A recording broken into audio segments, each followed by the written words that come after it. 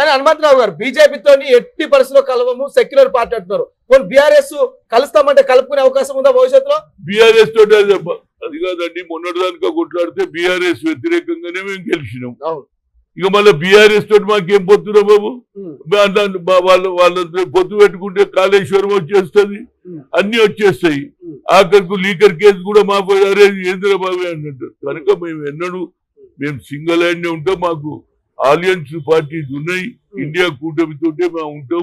BRS ను కలుపుకునేది లేదు, బీజేపీతో పొత్తు పెట్టుకునేది లేదు. మాది క్లియర్ కేసు. బీజేపీది సెక్యులర్ సిద్ధాంతం కాదు, వాళ్ళది మతతత్వం బట్టి. ఈయననేమో దేశాన్ని దోచుకొని ఆ పాపాలని మాకు వాడేవవు. అందు గురించి మేము ఎవరితో కలవం. 6 డిక్లరేషన్ చేసినాం, రైతులకు ఇచ్చిన రుణమాఫీ చేస్తాం. అదేవిధంగా కొత్త ఇండస్ట్రీ తేవడానికి ఆయన అమెరికా పోయిండు, ఇతర దేశాలకు పోయి ఇక్కడ స్కిల్ డెవలప్మెంట్ కూడా డెవలప్ చేస్తా అంటాడు. స్కిల్ డెవలప్ చేస్తే కొత్త ఉద్యోగాలు వస్తాయి. ఆ టెక్నిక్ నేర్చుకున్నోనికి ప్రతి ఒక్కరికి ఉద్యోగం ఇస్తుంది. కనుక ఉద్యోగ అవకాశాలు కూడా పెరుగుతున్నది. ఎవరు చూడు తెలంగాణకు జానా యా వెదర్ వచ్చాయి, ఇక్కడ వెదర్ బాగున్నది, ఎన్విరాన్మెంట్ బాగున్నది. కనుక ప్రతి ఒక్కటి వీడికి వచ్చినాడు. ఎవడు ఇవాళ ఎంతోమంది ఐఏఎస్ ఐపీఎస్ బీఆర్ యూపీకేలు వచ్చినాడు, ఈయనే ఉంటున్నాడు. నేను అడిగిన ఒక ఆఫీసర్ను, నైరావ్ సాబ్ అవి అయినైతే భయ్ अब बिहार नहीं जा रहे.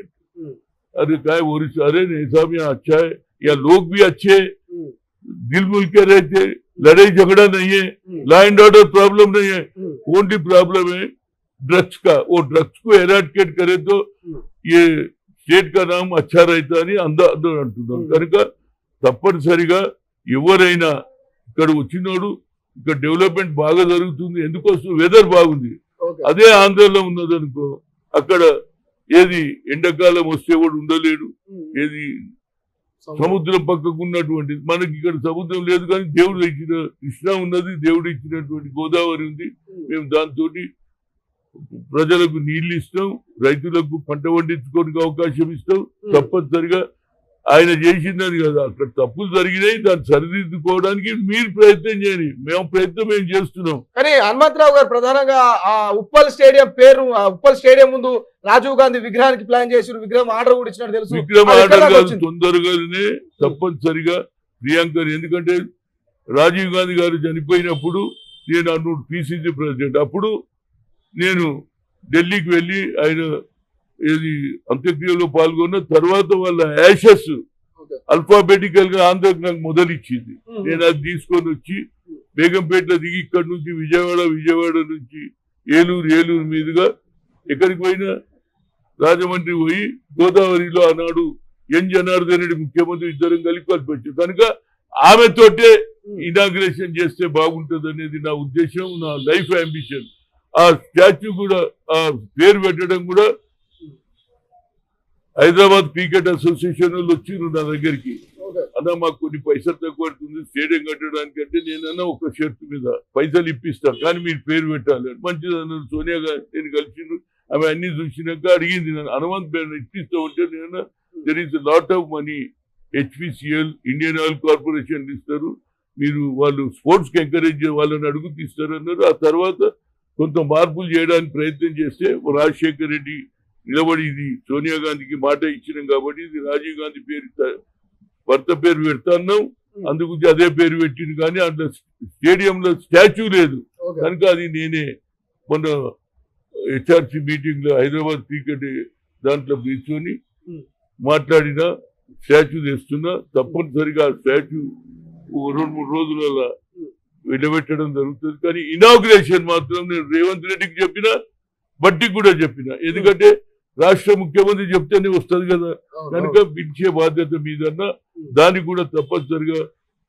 రేవంత్ రెడ్డి గారు ఒప్పుకున్నారు. తప్పనిసరిగా ఆమెతోటి ఇనాగ్రేషన్ చేస్తే ఆమె ఎక్కువగా క్రికెట్ మ్యాచ్లకు పోతుంటది. క్రికెట్ అంటే ఆమెకు లవింగ్ ఉంది కనుక తండ్రి పేరు మీద పెట్టింది. బిడ్డ ఇనాగ్రేషన్ చేస్తే ఒక మంచి మెసేజ్ పోతుంది కార్యకర్తలలో, యువకులలో.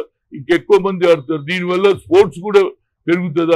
ఆల్రెడీ మన రేవంత్ రెడ్డి గారు స్పోర్ట్స్ కు ఎంకరేజ్ చేస్తారని చెప్పడం కూడా జరిగింది. స్పోర్ట్స్ సిటీ కడతాను. ఇవన్నీ చేస్తే పిల్లలు డ్రగ్స్ తరపుకోరు. స్పోర్ట్స్ ఎంకరేజ్ చేస్తే డ్రగ్స్ కు ఎవరు కాలేరు. కార్యకర్తలకు పని ఉండాలి, యంగ్స్టర్స్ కు ఆటలు ఉండాలి. మేము చిన్నగా ఉన్నప్పుడు కబడ్డీ ఆడేది, వాలీబాల్ ఆడేది, వేరేది ఏం లేదు మా దగ్గర. ఎందుకంటే వాలీబాల్ ఒక బాల్ నెల దానికే నడుస్తుంది. కబడ్డీకి అయితే అవసరం లేదు, గీత గీసుకోవాలి ఇక్కడ అక్కడ. ఆ ఆటలండి ఇవాళ అందరికి క్రికెట్ క్రేజ్ ఉంది కాబట్టి ప్రియాంక గాంధీ వస్తేనే దాన్ని ఇనాగ్రేషన్ చేయించడానికి పూర్తి చేస్తున్నా. మంచి విగ్రహం పెట్టిస్తున్నా. అక్కడ విగ్రహం పెట్టినాక ప్రజలందరూ కూడా ఎంకరేజ్, బాలికలు ఎవరు వచ్చినా రాజీవ్ గాంధీ ఎందుకు పెట్టవలసి వచ్చింది, రాజీవ్ గాంధీ ఏషియన్ గేమ్స్ ఏం చేసిండు, యువకులకు 18 ఏళ్ళ యువకులకు ఓటు ఇచ్చిండు, సాఫ్ట్వేర్ ఆర్డర్ తెచ్చిండు, ప్రతి ఒక్కరి చేతిలో సెల్ వచ్చిందని పిల్లలకు తెలవడానికి స్పోర్ట్స్ మెన్ కూడా ఇంకెక్కువగా మన తెలంగాణ నుంచి నేషనల్ లెవెల్లో ఆడాలనేది రేవంత్ రెడ్డి ఆలోచన ఉంది. దానికి నాకు పూర్తి సహకారం ఉంటుంది. ఆయన కూడా నాకు సహకారం ఇస్తాడని నమ్మిక. అసలైన తొలి వెలుగు. ఫాలో వాట్సాప్ @తొలి వెలుగు official.